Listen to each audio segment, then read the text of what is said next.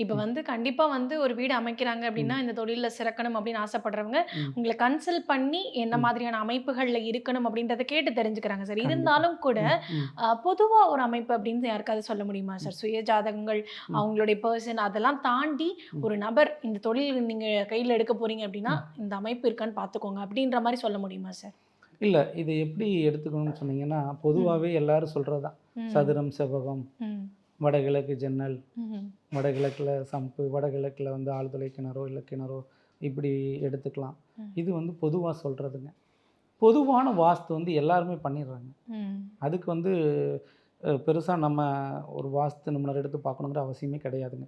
நீங்க ஒரு துறையில இருக்கிறீங்க, இல்ல அரசு வேலையில இருக்கிறீங்க, இல்ல தனியார் நிறுவனங்கள நடத்துறீங்க, இல்ல வெளிநாடு, வெளியூர்ல வந்து எக்ஸ்போர்ட், இம்போர்ட் தொழில் செய்றீங்க, இல்ல உங்க குழந்தைகள் வெளிநாடு சென்று படிக்கணும்.